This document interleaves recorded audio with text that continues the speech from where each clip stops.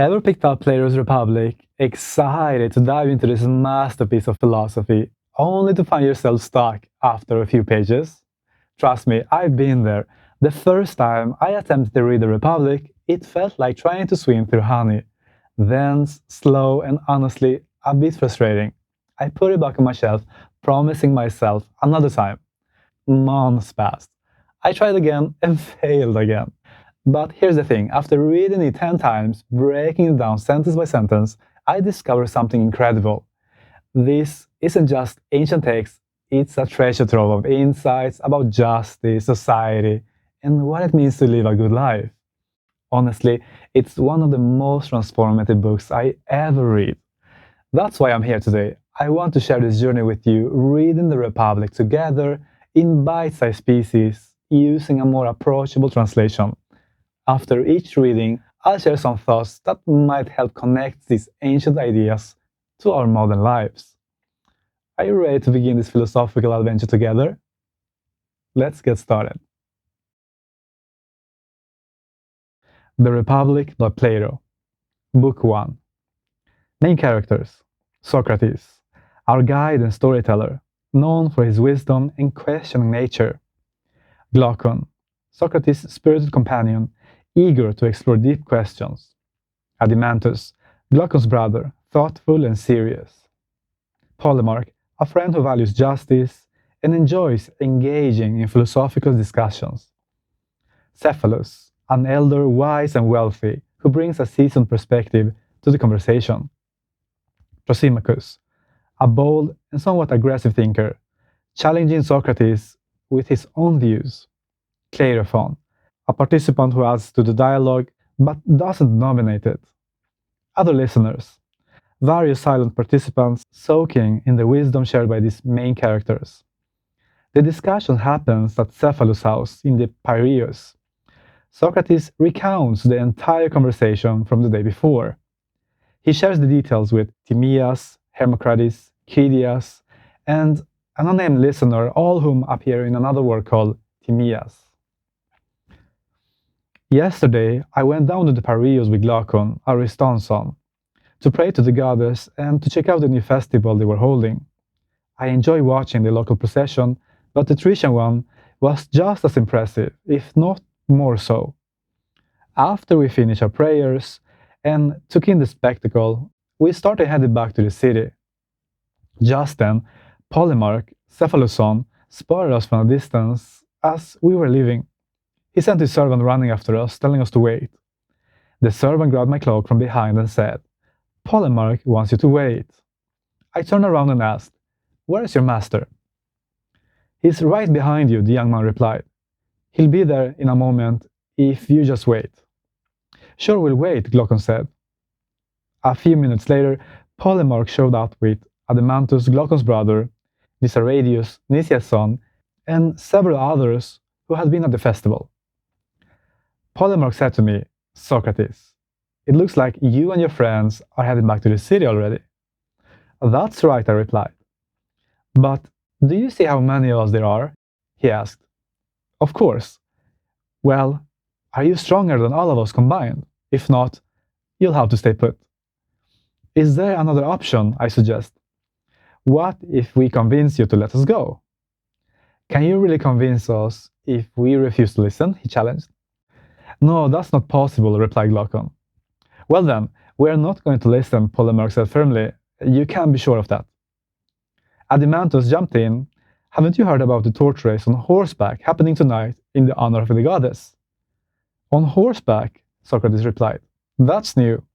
Will the riders pass torches to each other during the race?" "Yes," Polemarch confirmed. "And that's not all. There's going to be an all-night festival that you really shouldn't miss. Let's grab dinner and then check it out. There will be a lot of young people there and we can have some great discussions. So stay with us, don't be difficult." Glaucon turned to me and said, "I guess we have to stay since they are insisting."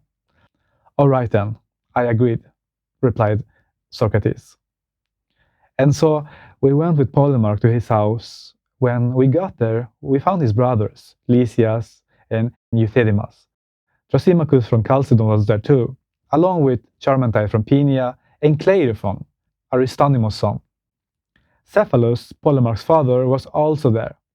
I hadn't seen him in ages, and he looked much older now. He was sitting in a comfortable chair with a garland on his head, as he had just finished making a sacrifice in the courtyard. There were other chairs arranged in a semicircle, and we sat down near him. Cephalus greeted me warmly and then said, Socrates, you don't visit me often as you should. If I could still make the trip to the city easily, I wouldn't ask you to come all the way here. But at my age, getting to the city is quite a challenge, so you really should come to the Piraeus more often. Let me tell you something, as I get older and the physical pleasures fade, I find more and more enjoyment in a good conversation. It's become a real source of pleasure for me, so please, don't turn down my invitation, make our house a regular stop, and spend time with these young men. We are old friends after all, and you'll feel right at home here. Cephalus, there's nothing I enjoy more than talking with older men like yourself. I see you as travelers who have gone down a path I might have to take someday. I feel I should ask you about this journey. Is it smooth sailing, or is it rough going? This is what I like to ask you, now that you reached what the poets call the threshold of old age. Does life get harder as you near the end? Cephalus, what's your take on it? I'll tell you how I see it, Socrates. People my age tend to get together. We're birds of a feather, as the old saying goes. At our gatherings, I often hear the same complaints from my peers. I can't eat, I can't drink, the pleasures of youth and love are long gone. There was a good time once, but that's over now, and life isn't really living anymore. Some grumble about how their families disrespect them, going on and on about how old age is the root of all their troubles. But in my view, Socrates, these complainers are pointing fingers at the wrong culprit. If old age were really to blame, then I'd be feeling the same way, and so would every other older person. But that has not been my experience, nor the experience of others I know. I vividly remember when someone asked the elderly poet Sophocles, Sophocles, how's your love life these days? Can you still perform? His response has stuck with me all these years. Good heavens, no, he said. I'm absolutely delighted to have left all that behind. It feels like I have escaped from a mad and furious master. Those words have crossed my mind often since then, and they ring as true to me now as they did when he first said them. There's no doubt that old age brings a great sense of peace and freedom. When our passions lose their grip, we are liberated not just from one mad master, as Sophocles put it, but from many. The truth is, Socrates, these regrets and the complaints about family members too aren't really about old age at all. They are about people's personalities and attitudes. Someone with a calm and contented nature will hardly notice the weight of aging. But for someone with the opposite temperament, both youth and old age are equally burdensome. I listened with admiration and wanted to hear more from him. I said, you make a compelling case, Cephalus, but I have a hunch that most people aren't quite buying it when you talk like this. They probably think old age is easy for you, not because of your positive attitude, but because you're wealthy. And everyone knows money can smooth over a lot of life's rough ages. You're right, Cephalus replied. They aren't convinced. And there's some truth to what they say, though not as much as they think. I could respond to them the way Themistocles did to the man from Seriphos, who was insulting him. The man claimed Themistocles was famous only because he was Athenian, not because of his own merits. Themistocles shot back. If you had been born in Athens and I in Seriphos, neither of us would be famous. We could say something similar to those who aren't wealthy and are frustrated with old age. After all, old age can be easy for a good person who's poor, just as a rich person who's rotting inside can never truly be at peace with themselves. Socrates then asked, if you don't mind me asking, Cephalus, did you inherit most of your wealth, or did you earn it yourself? Acquired. You want to know how much I earned myself, Socrates?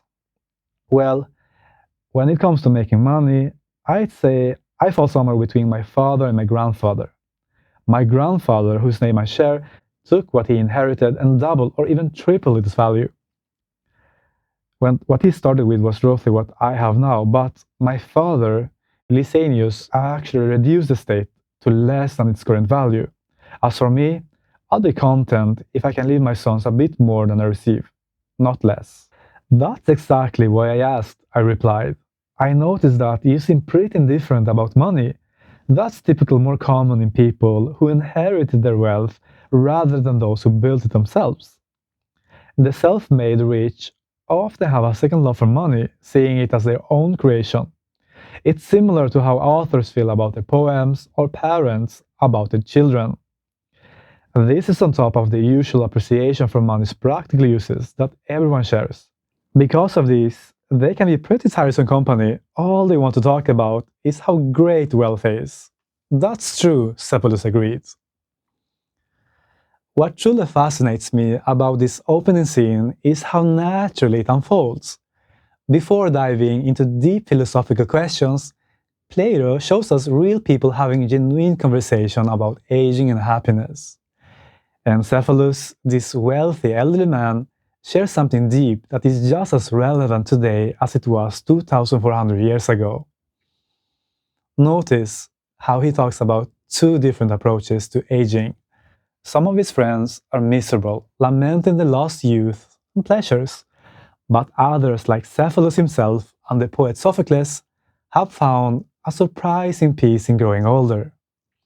The key difference isn't in their circumstances, it's in their attitudes. There's a particular striking moment when Sophocles describes being free from desires as escaping from a mad and furious master.